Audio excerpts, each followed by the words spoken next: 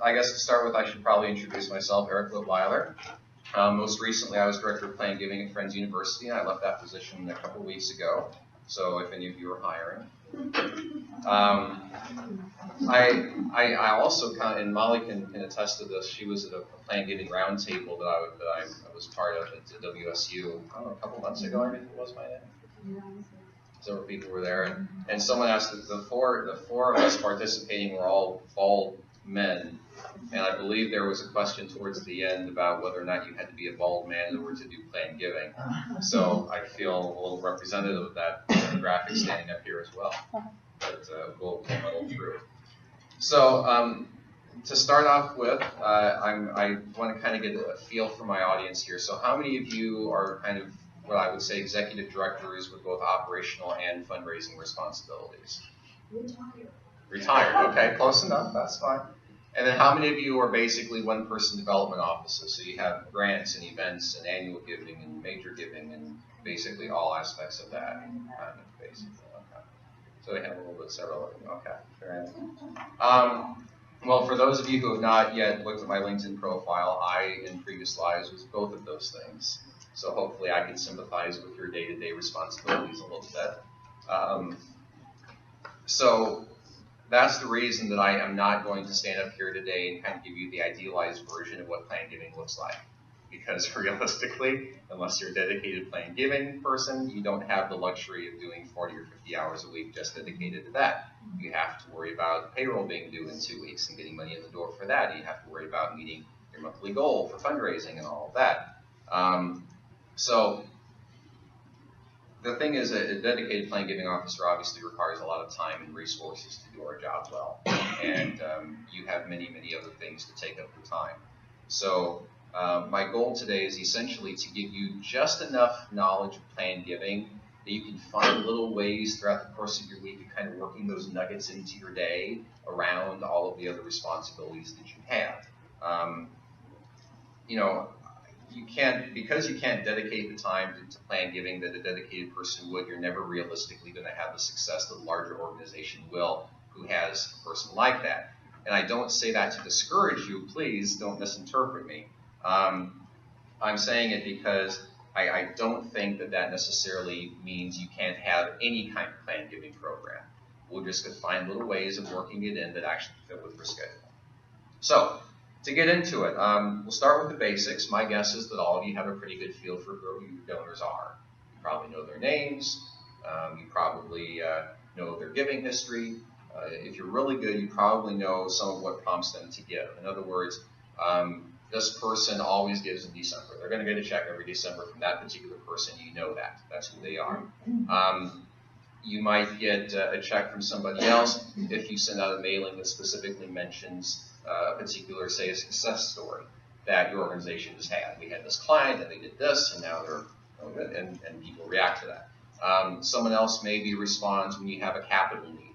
Maybe we need a new van or we need audio-visual equipment, and someone else responds to that. Someone else maybe completely ignores you except that they come to all of your fundraising events, and they're always donating something with a silent auction or buying a whole table to support the organization, whatever it is. So if you have this kind of information about your donors, you are well on your way towards the first step in Plan Giving, which is figuring out who your donors are and who you should be talking to. So let me elaborate on that a little bit. In the world of Plan Giving, there are a lot of factors that go into determining who we should be talking to. It's a huge part of our day. And so we are going to look at things, I'm going to look at things as a Plan Giving person, like marital status. I'm going to look at whether or not the prospect or the donor has children or grandchildren. I'm going to look at how often they volunteer, how often do they go to church. I'm going to look at whether or not they give towards political campaigns. Have they had a major medical issue like cancer or a stroke or heart disease? And I know it's a little creepy to think that we use that, but we do. It's part of life. The problem with looking at all of those hundreds of potential factors that quantifiably impact the likelihood of making a planned gift is that it takes a lot of time to do that. And again, we're talking about people that don't have a lot of time. So what are you supposed to do to fit it into your schedule? And the answer to that question is, and I don't think this will come as a galloping shock to anybody, that the #1 factor in determining the chances of anyone making a planned gift, period, to you or anybody else is their affinity. So if you know that John and Jane Doe have sent a $200 check to you every single December, and they have for the last 15 years, boom, affinity. And you just got through 95% of what you need to determine whether or not they're a good prospect. And you saved yourself all the time in analysis. Yes, ma'am? I'm sorry, you said they were what? Affinity? Affinity.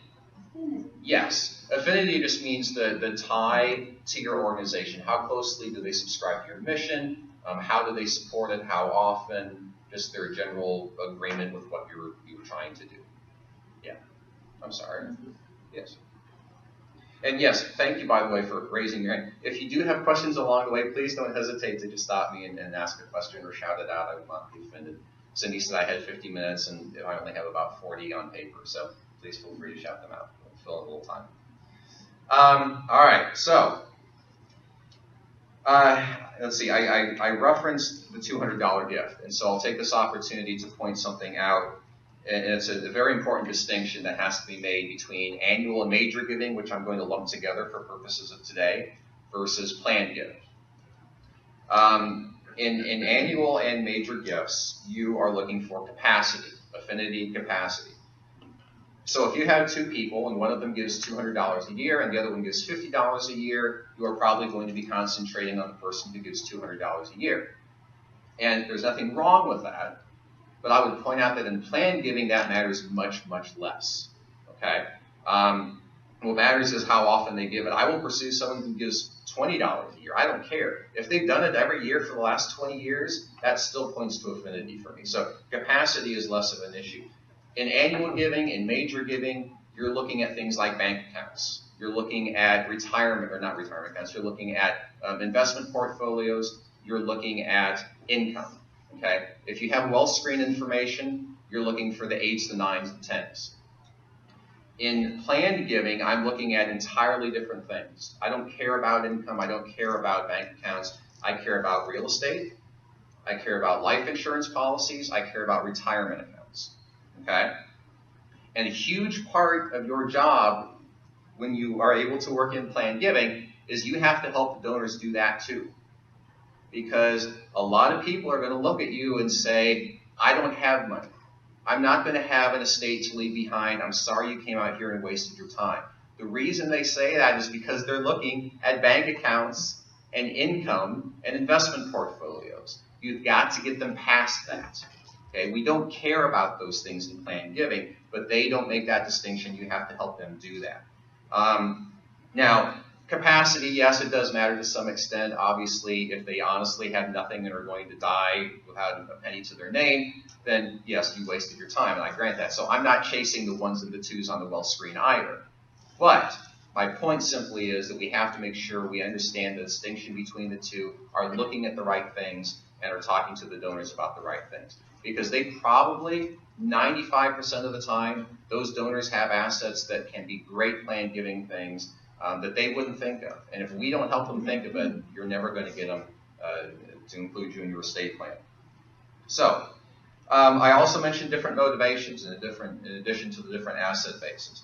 So, different motivations. A major gift donor might give to you because they want to see their name on the exterior wall of the new hospital. Lisa, you can attest to this. You got a name right outside of the envision building. Lots of names on our building. Exactly, exactly. So you got to bear in mind, though, a planned giving donor, by the time you get their money, they're dead. They're never going to see their name on that building. So obviously that's not a motivation for them. It's a whole different thing.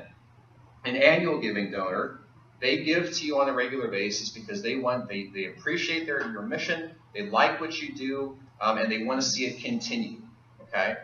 You're going to get a planned gift from them. And the reason you're going to do it is because if they believe so strongly in your mission and love your mission that they want to see it continue while they're alive, wouldn't they want to see it continue when they die? Of course they would. Boom. And there's your planned gift. You can make that happen. Does that make sense? Okay. Questions so far? Okay. Next thing I will talk to you about is age. You have a fairly narrow window to make your ask from a planned giving standpoint. If you ask it too early, they're not thinking about their estate plan, and they don't want to think about their estate plan. And when they call you, they're going to hang up on you. If you ever want to feel like a telemarketer, make that call at the wrong time. I called a lady once, this is a true story, just a few months ago. And I called a lady, and I introduced myself. I'm Eric Litwiller, calling from Friends University, and I know you've been supportive of the university for many years, and I'd love to find some time to chat with you and thank you for your support. Oh, well, sure, we can do that. So we're looking at our calendars on the phone. Now, are you a student there at Friends? No, ma'am, I'm the director of Planned Giving. Oh, well, we probably don't really need to talk then. Click. Okay? But you know what? She did me a favor. She was not ready to have the conversation, and that's okay. But you're going to run into that if you're picking people who are 30 years old. So that's the issue with too early. Now, it's equally problematic if you call them too late. Because if their plan is finalized, the odds of them going back to make changes to it are almost non-existent. In the United States, half of American adults die intestate. They have no estate plan. They have no will. They have no trust. So just getting them to make the plan in the first place is hard enough. Once they've done it, they do not want to go back and look at it again. They're done. I did it. Yeah, I may have done it 20 years ago, but it's done, and I don't care anymore. It's in a lockbox. Someday I'll die, and you can take it out. And yes, it's horribly outdated, but at least I did it, and I don't want to change it. I won't think about it again. So you're going to be looking for people probably who are in their kind of late 60s to maybe mid 70s is going to be kind of your sweet spot. Obviously, someone, again, who's dedicated to Planned Giving has the luxury of calling these people in their 30s and having the relationship with them and building it over the course of years and decades to the point that when they finally do get around, when you finally do convince them to make an estate plan, you got the relationship with them. And now you can ensure that you're in it because they're comfortable talking to you about money and death, two of the most comfortable topics on the face of the planet. But if they don't know you that well, that's going to be a hard sell, especially outside of that sweet spot of age. Hey, Eric. Yeah. Okay, I'm kind of surprised by that. So you're saying the sweet spot is like 65-ish? Yeah. Well, starting at 60. I said late 60s to mid 70s, but yeah. So people don't have a plan by that time? Oftentimes, no. Some do, but like I said, I mean, if many of them were doing it then, people wouldn't be dying without wills in the first place.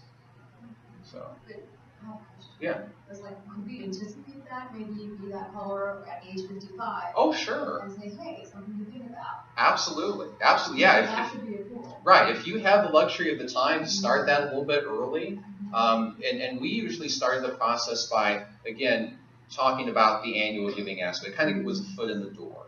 We could sit down with them, thank you for your support, and that started the relationship so that, yeah, you could plant the seed whenever you felt the relationship was to that point.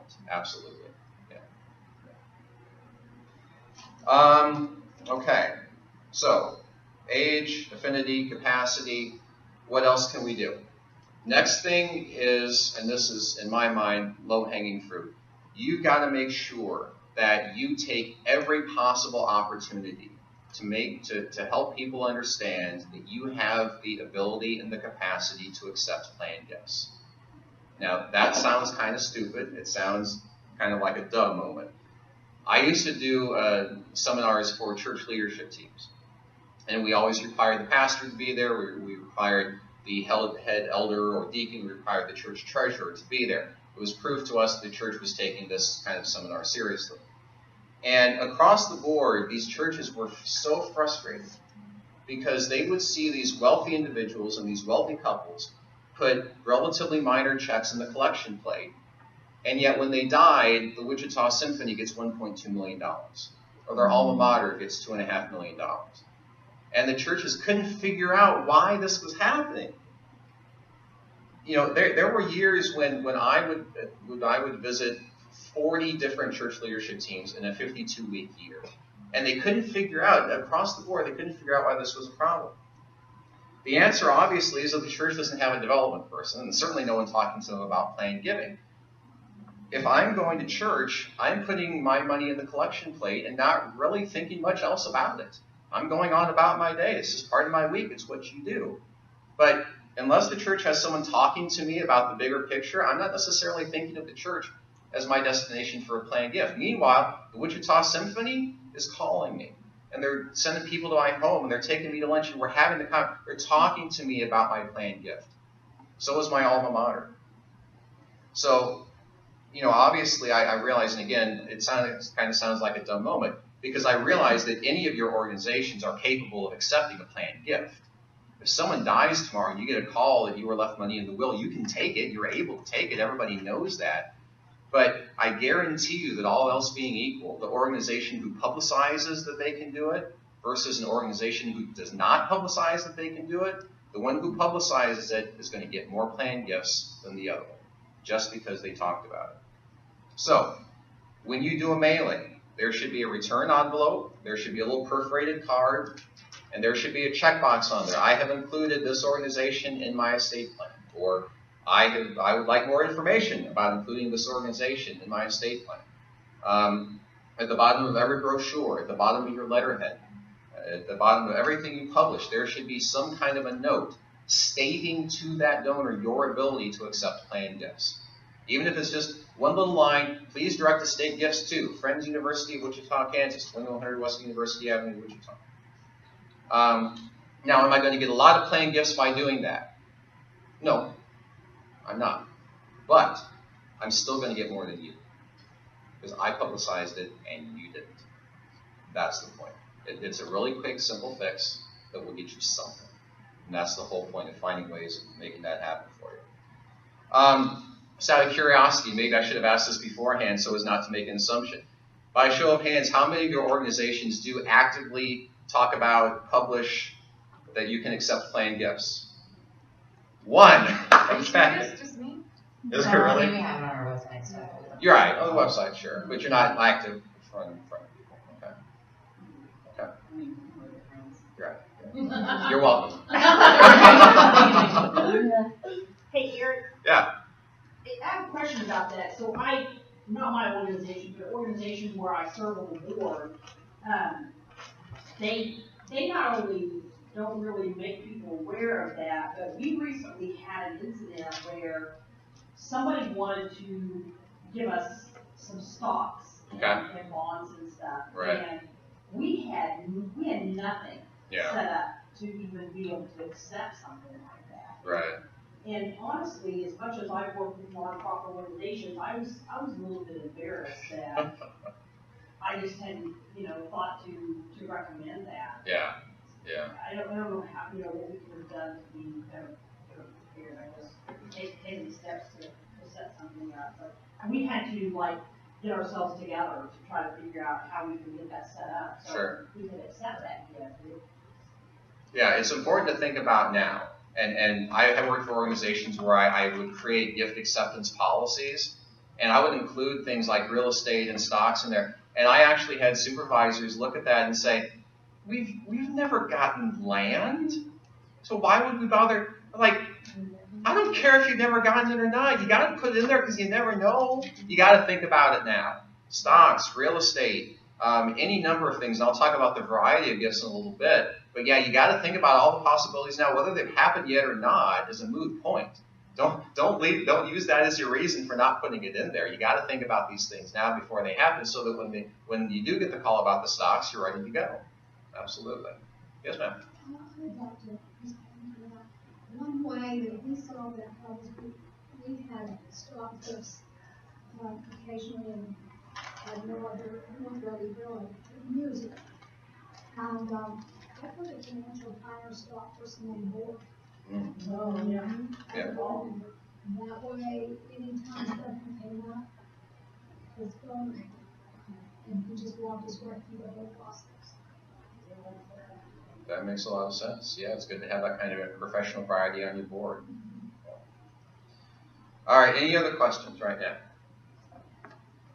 Okay, then I'm going to talk about two questions that I get a lot. Maybe you don't have them yet, but they're bouncing around in my head. So one of the first questions I get a lot is, how do I keep a planned gift from cannibalizing my annual gifts? Okay, I'm dealing with a board right now that has that concern. They've never handed down one. We're trying to create one for them. And the head of school is just scared to death that we're going to start getting planned gifts in this endowment, and they're going to stop giving annual gifts.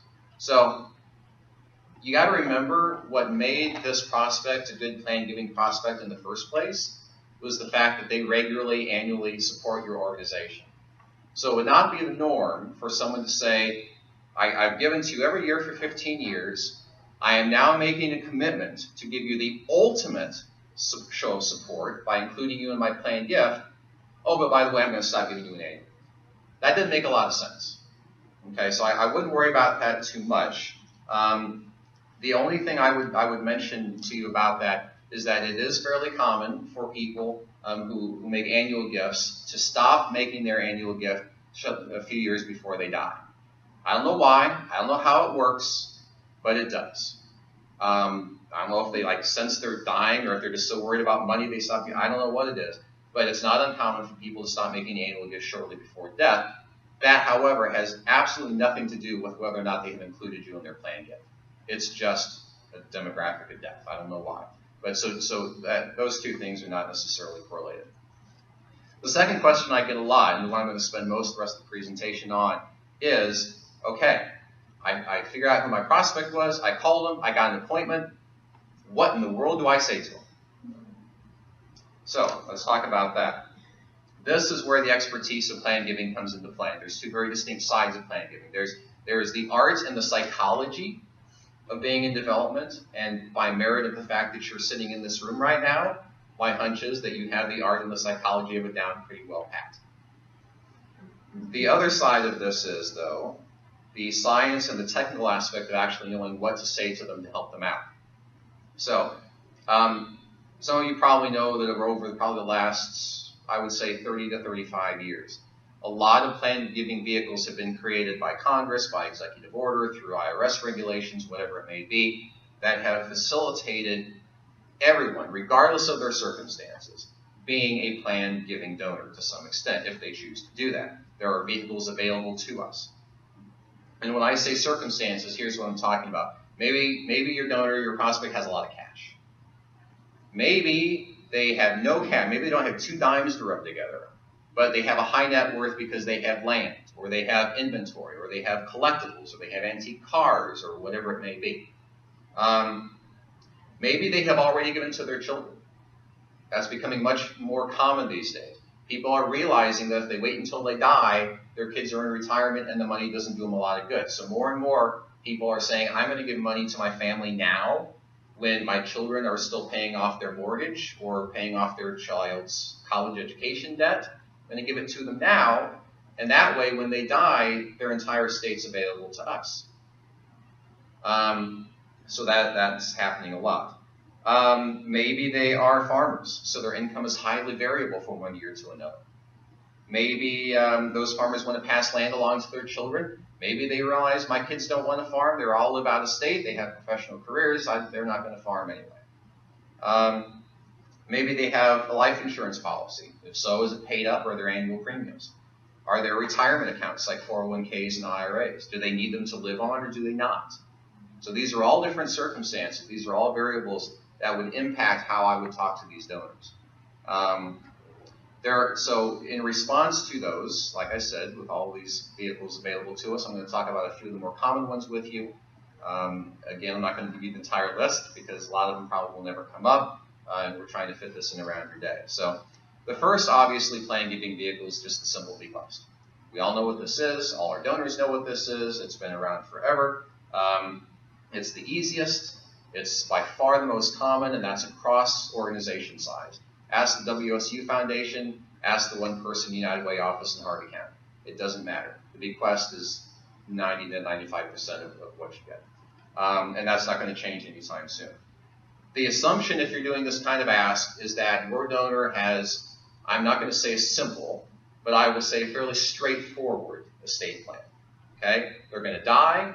Everything they own is going to be either just given to the kids because my son wanted that circular saw and my daughter wanted the whatever. Everything else is going to be sold and all the money is going to go into a bank account and you're going to get a chunk of the bank account. Right? Easy. If this is the kind of planned gift that you're going to talk to your donors about, I'm going to make a personal appeal to each and every one of you, and I sincerely hope that you will pass this personal appeal on to your prospects as well. Given the choice between taking a chunk of the money in the bank account or a percentage of the money in the bank account. Please, please, please take the percentage. Okay? The reason is you do not want your donors to be living on bologna and peanut butter in their retirement years because they're so worried about capital preservation in retirement and making sure that the X number of dollars they promised you is still available. Okay? And they will stress about it. The number one concern among American adults is, have I saved enough for retirement? Okay? They should be traveling, and they should be pursuing hobbies, and they should be doing all the fun things they couldn't do when they had kids at home, and you don't want to be the reason that they can't because they have to set this money aside and they don't know if they're going to be able to eat tomorrow. So don't be that person. Don't be that guy. They're not always going to have $50,000, but they're always going to have 10% of whatever it is that they have. And I always told my donors, I would rather get $1 from you because I was in your will for 10% than get $50,000 and know that you had a crappy quality of life all through retirement because you were so worried about saving this chunk of money aside. So please, and for the record, and I don't mean to say this as though I have ulterior motives for saying it, you'll earn a lot of credibility and integrity points when you have that conversation with them. Another option with the bequest is to give the organization a particular asset, like Cindy was talking about with the stocks. And I will use myself as an example here. I have a Roth IRA to my name. I have a traditional IRA to my name. I have a SEP or simple IRA to my name. Now, the Roth has the most money and it has the most benefit to me in retirement. So at some point when I retire and I need the money, the Roth is going to be tapped into first. If I burn through the Roth, then I will start in on the traditional IRA. Hopefully I will not need all of that, because if I have to go all the way through to the simple, then quite frankly we have much bigger issues in my household. What that means is, assuming that I really don't need that tiny little simple IRA, there's absolutely no skin off my nose if I just say, I'm going to give it to Envision. It doesn't keep me from using it if I truly need it. It doesn't mean that money is theirs now. It just means if I happen to die and there still happens to be some money still in it, Lisa gets that money. Thank you. You're welcome. My pleasure. I do what I can for it. So it could be something like that. It might be any number of investment accounts. It might be a small life insurance policy. It could be any number of things. But that's another thing that you might talk with your donors about, or they might think of. I had one fairly recently. They had I don't even know where it came from, but they had a particular investment account that they were setting aside. And when I talked to them about including friends in their will, they said they would probably just use that investment account. I don't know how much it is. I have another one who he considers himself a day trader. He buys a lot of like gold bullion and stuff in his portfolio, and he tracks it every day. And last I knew it was up to like 90,000, and that's the little account he's got set aside for us. So that might be another way instead of just a percentage. Another example of an asset that might be given as a physical thing. This is what we call non-cash assets. So this is land, this is a house, this is an antique car, coin collection, stamp collection, farm machinery. I used to work for an organization where we got farm commodities on a very regular basis. Probably every couple of days or so we would get a phone call. Someone was giving us honey. Someone gave us puppies. Someone gave us emus. I don't know what we did with the emus, but we got them. And obviously things are much more common things would be grain or livestock or something along those lines. Just out of curiosity, this afternoon, if any of you go back to your office and you get a phone call this afternoon telling you that one of your donors died and left you 200 head of cattle, how many of you would know what to do? Call you. What, you would know what to do? What would you do? I would contact someone about selling more. And who was that someone? Well, actually, my family owns something. Okay. Okay. Will be one mine. Okay. So lacking a family connection, though, it looks like Sorry. No, that's fine. It looks like most of us are not quite sure how we would handle that situation, and I don't blame you. My personal recommendation, I want to be very clear here that I'm not being compensated for this. My first call would be the Wichita Community Foundation. They are a 501c3, just like you are. So they provide all the same tax benefits to your donors, just like you do. And they can sell non-cash assets for you and then flow the money through to you at the donor's request. Now, yes, they will probably take a small fee, but you have to weigh that fee against the staff time of somebody in your organization trying to figure out how in the world to get the cattle from where to where, and who's going to buy them, and how much they're worth, and what you're going to do with them in the meantime. There's a lot of logistics that go into that, and the Wichita Community Foundation is very good at that. So the small fee might be worth it. And I'll give you an example here that I had not too long ago. I had a donor call me just a few months ago, and he wanted to give me 1 share of Florida Capital Partners number 72. Now, can anyone guess just from the name of it what kind of an asset he was trying to give me? What was it again, I'm sorry? Florida Capital Partners number 72. It's like a timeshare. It does sound like a timeshare, actually. In a way it is. It's real estate, basically. This was a situation where somebody, presumably down in Florida, bought a whole bunch of land, probably literally Florida swampland, I'm guessing, and they decided that they could develop it and turn it and sell it for more money than they paid for it. And so they conned 100 people into buying 1 share each of this group of Florida swampland, with the hope that somebody in the future would actually make some money off of this, probably the person who originally bought the land, and nobody else, I'm guessing. At some point, my hunch is that this donor realized that he had a completely worthless asset on his hands. The agreement had a sunset on it, so whatever didn't happen by X date was never going to happen. The original owners were not allowed to resell their shares, and they were not guaranteed anything in the contract. They were told right up front, you might not ever get your money back. So he figured out at some point his 30 grand was gone, and he couldn't sell it to any other unsuspecting person. And so he probably figured, well, at least maybe I can get some tax benefit if I give it away to Friends University. Well, thanks for that.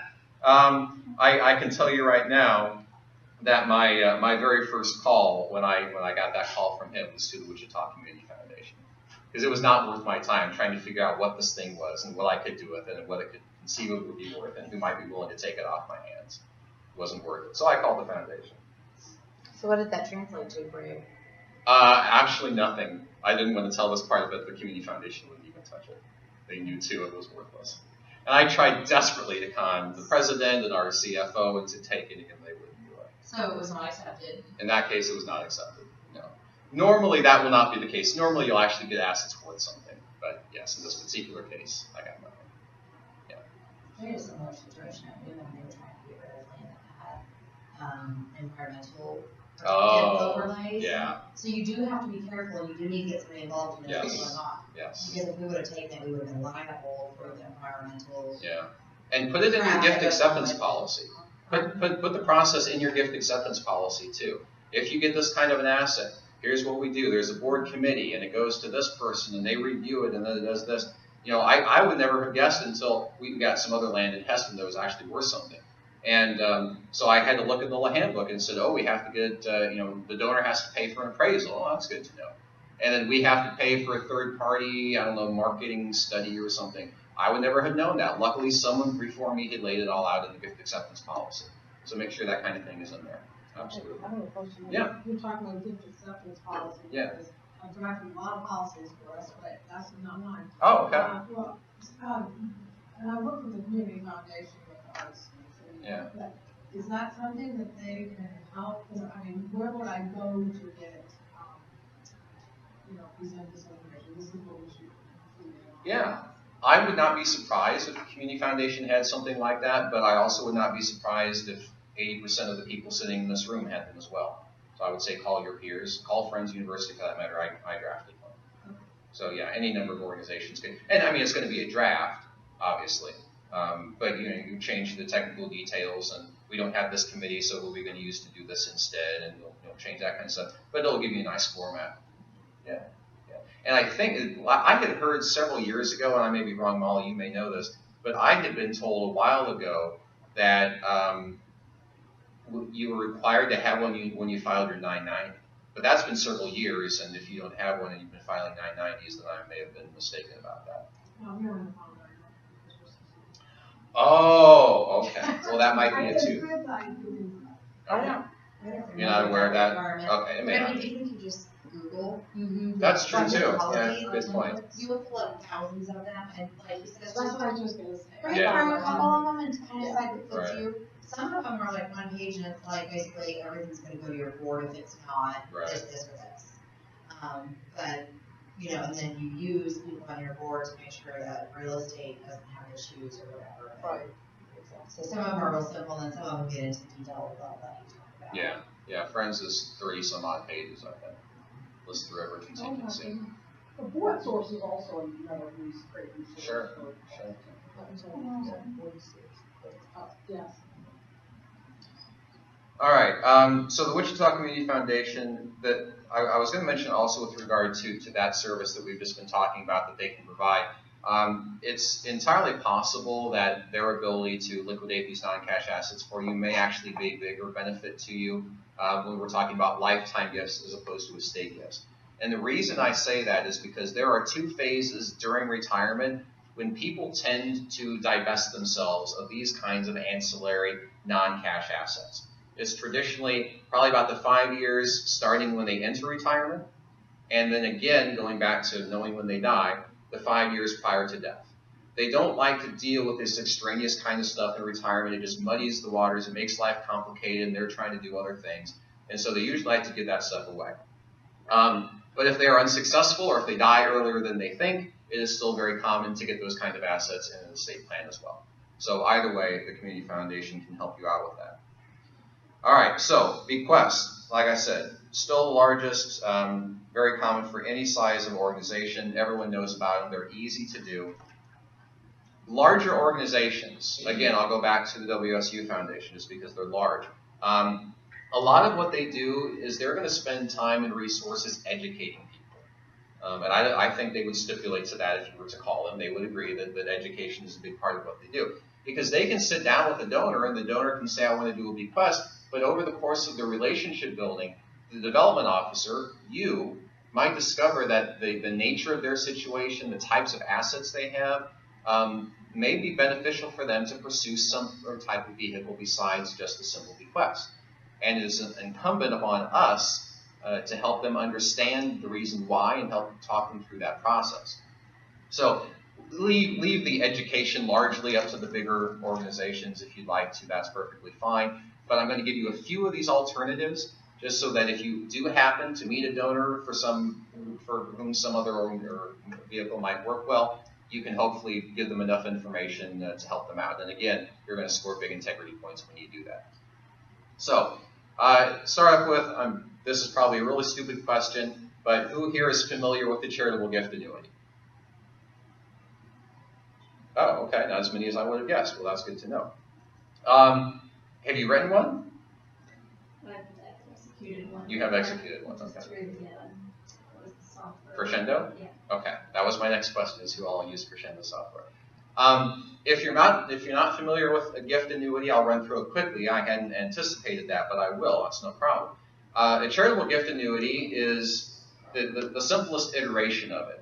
Is that someone comes in today, writes you a check for $100,000, and you invest that $100,000 with whomever you use. The software package called Crescendo, which is what we all want to use if we don't already use it, figures out how long that particular person is going to live. And the software package says, okay, this person is going to live 8 more years. And they gave us $100,000. So over the course of the next 8 years, I'm going to give X number of dollars back to the annuitant as cash income. So for the rest, and that's a huge selling point of the annuity, for the rest of their life, they get income. It doesn't matter how, they could live 80 more years beyond life expectancy, and they still are guaranteed that money by your organization. So hopefully they don't live 80 years beyond life expectancy. But the assumption is based on their age, here's how much longer they're going to live, here's how much income we're going to give them. Now most of that income is return of principal. They gave us $100,000, we're going to slowly return that $100,000, or a portion thereof, to them as income for the rest of life, along with a little bit of investment income since you invested the money they originally gave you. And then when they die, whatever happens to be left is mine. Okay? Same principle as an income annuity, if any of you are familiar with that. The only difference is the assumption is, like I said, that there's something left over at the end. We didn't return all of the money back to them. Otherwise, there wouldn't have been much point in us writing for them. So, like I said, Crescendo software is what you want to use. You're going to type in their name. You're going to type in their age. You're going to type in the amount of the gift that they're writing to you, be it $100,000, $20,000, whatever it is. And you're going to sign a contract with them, and we all go about our day. And someday they die, and we get a gift of whatever we think it's, whatever it turns out to be. If you want to look into the annuity, which I strongly, strongly encourage you to, because it's very simple and it's very easy and it's really kind of fun, especially when you're getting a check for $100,000 handed to you, I would encourage you to get the Crescendo software. Now, it is a little expensive. It's not exorbitantly expensive, but for some small nonprofits, it's a little pricey. So I'm going to give you a little hint. Instead of buying the Crescendo software, there is an office of the Mennonite Foundation up in Newton, Kansas. Okay? They are the charitable services arm of Everence Financial Services, EVERENCE. They own a license for the Crescendo software. And for $250 a year, much less than the Crescendo license itself, they will put a link to the annuity illustrator on your website. Okay? Does all the same thing the software package would if it were loaded on your computer. Donor goes to your website, they see the annuity illustrator, and the point of the illustrator is to say, okay, based on your age and how much money you're giving, this is how much money you'd get back in income over the course of your life, this is how much of it that income is tax-free, this is how, this is the tax income tax deduction you're going to get. It's all the same things. They click on the link on your website. Transparently to them, they are being taken to the Everence website where they type in their information. The Everence website spits out all the same information you would have if you were doing it in your office. The donor looks at it and says, hey, that's a pretty good tax deduction, and that's the income I'm guaranteed for the rest of my life. That's a pretty good deal. I think I'll do that annuity. So then they call you, and then you do the annuity. So a lot cheaper, and Everence can hook you right up with that, puts it right on your website. And honestly, even if you do own the license, it doesn't hurt to have this done anyway, because even though you have the software, I am not aware of how to get a link to that software package on my website. So even if you have the license, you may still want to have Everence put the link on there so that a donor doesn't necessarily have to come into your office to have the illustration run. They can be sitting at home in their living room, click on the link, and then if they want to do it, they just come into your office and you have the software preloaded and you can make it for them. So that's another option. We actually do, at Friends, we own the Crescendo license, but we also pay Everence $250 a year to put the link on our website just for that reason. Because people may not call you, but they're happy to sit in their living room and play around with the numbers a little bit. So, let's see. I mentioned annuity contracts. If you've written annuity, I'm guessing you have an annuity contract. I'm going to admit to something rather embarrassing here, that for several years I was not aware that there was such a thing as an annuity contract. I sold annuities without a contract. People walked into my office and I took their check and I handed them the pages, 26 pages of illustration. And I sent the check off to whoever it was that I sent the check off to. And they sent that donor the money. And everything was hunky-dory. So I was not aware that there's supposed to be an annuity contract. This is one of the things we learn when we do this business for a while. So while I was at Friends, I created an annuity contract for us. The nice thing about Crescendo is that they have attorneys on staff, and when you're a licensed user, you get free access to the attorneys. And so they updated my contract using all the legal language that attorneys do, and they made sure that we were up to date. And so now when we do a contract, Friends actually has something signed by both them and the donor. So if you don't have a contract, you will want one, feel free to call the Friends Advancement Office and ask them for the contract that Eric made. I'm sure they'll be happy to send it to you. Or just call Crescendo. All right, so let's see here. I was going to mention also, because again, I don't want to give the appearance of playing favorites. It's entirely possible that the Wichita Community Foundation offers that service as well. I don't know, but it would not surprise me that the whole link thing in your website, they might also provide that. You can call them and ask. Okay, last two things I'm going to mention here. They are related. These are legal trusts. The first one is the charitable remainder unit trust. The second one is the charitable lead trust. Right off the bat, that sounds pretty impressive, you got to admit. I'll tell you right now, when you're sitting with a donor, you break off a charitable remainder unit trust, boy, they think you know what you're talking about. That's a pretty good deal. So what are these things? Charitable remainder unit trusts, abbreviated as CRUT, C-R-U-T. This is a great option for a donor with two particular circumstances in their life. The first one is they have assets that they do not feel the need to pass down to their children. Second criteria is these are highly appreciated assets. The reason they are highly appreciated typically is because you're talking to someone who's 70 and bought the asset when they were 20. So yes, over 50 years, things appreciate. So this might be land, it might be stocks. Probably those are going to be your two most common assets in question. You got to bear in mind, when they bought the land, it was $50 an acre. Today, that land sells for $4,000 an acre. So yeah, it's highly appreciated. The donor creates the trust. This is, like I said, a legal trust. Charitable remainder unit trust is an actual trust. The trust is created. The donor transfers the asset in question into the trust. The trust, well, I will skip that. That removes the asset from their estate. So right off the bat, you're dramatically reducing the chances that your donor is going to have to pay estate taxes. Because now this asset, hopefully a very large asset, is no longer in their estate. It's now in a separate trust. Okay? So estate taxes go out the window. Once the transfer has happened, the trust sells the asset. I cannot be more clear about that. The asset gets sold. Okay? Because they're a trust, they don't pay capital gains taxes. So right off the bat, we've eliminated estate taxes and we've eliminated capital gains taxes. Now, in my experience, again, I'm going to reiterate this. The thing to remember, and you got to tell your donors is that the asset is going to get sold. So if they want to pass this asset down to their kids, this is not a good option for them. They're going to be horrified if you found out that the thing got sold. So be careful with that. Could be land, it could be a small business, it could be rental properties the kids don't want to deal with in retirement, whatever it may be. It may be a great option for people who, again, have already gifted to their kids. We've talked about that. They've already given something to their kids, so what's left of the estate is theirs to do with as they see fit, so they can just put it in the trust for you. The other side of this coin is the charitable lead trust. The process starts off the same way. The trust is created. Assets are transferred into the trust. Now, in this case, with the lead trust, it has to be an income-producing asset. So we're talking about productive farmland. We're talking about bond portfolios, something along those lines. The reason it has to be an income-producing asset is because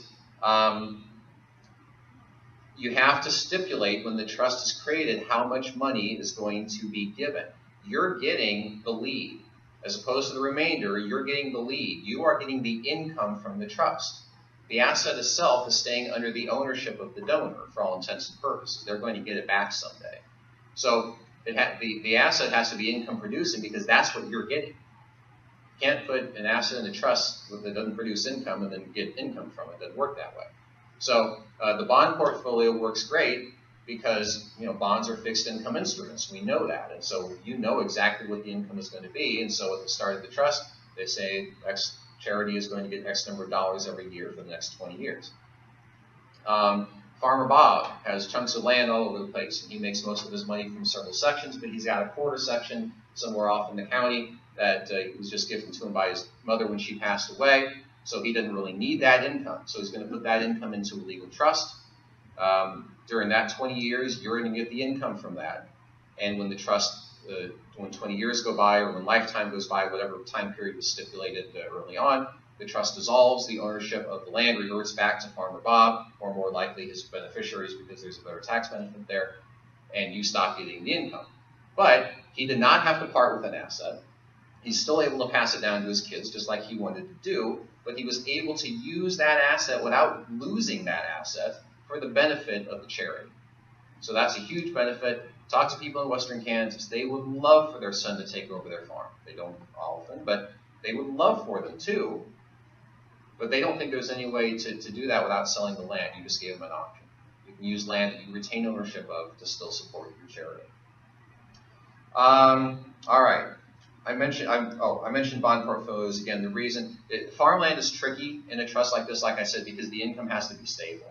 Farm income goes up and down, but a bond portfolio returns something stable. So I don't know exactly what happens if Farmer Bob says, I'm going to give the charity this much, and then that year the farm doesn't generate that much. I don't know the legal ramifications of that, but I know it's a problem. So yeah, bond portfolios work better because of that. Now, if you're like me and you get these trusts mixed up, really easy way to remember. Charitable remainder trust, you get the remainder. When someone dies, you get what's left. That's the remainder. Okay? Charitable lead trust, you get the lead gift. You get the income right off the bat. Someone else gets the remainder. So really easy way to remember that. Anyone in this room a practicing attorney? No. Okay. Because these are legal trusts, you need to send the donor to an attorney. You cannot create these the way that you would create a gift annuity. An attorney has to do this. But what you've done is you've just given the information that I just gave you to the donor so that when they go to an attorney to get this trust created, they know what they're talking about. They're saving themselves a lot of time talking to an attorney. They can walk right in and say, I want a charitable remainder unit trust. Boom. So you've helped them out. That's really all I have for now, so I'm happy to entertain questions if you have them. Before I do that, though, I want to say one thing. I learned how to do fund development, and I learned how to do planned giving by calling every development officer I could find and asking if I could buy them lunch and pick their brains. Okay?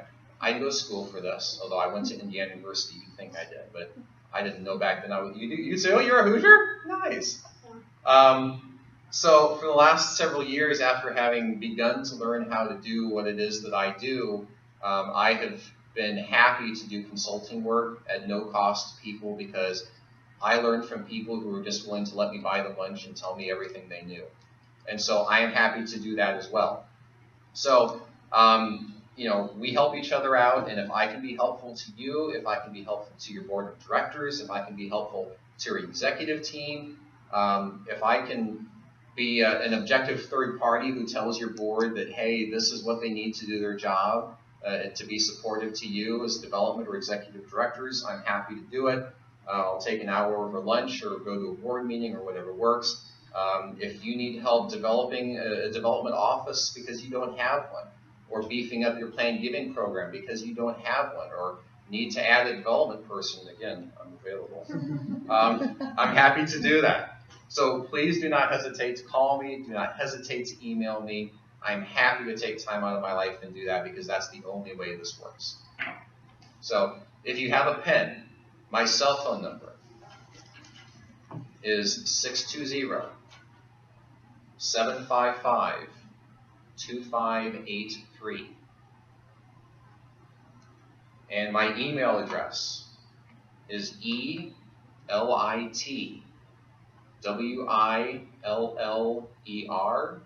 and the number 1 at gmail.com. Could you get that again? Absolutely. ELITWILLER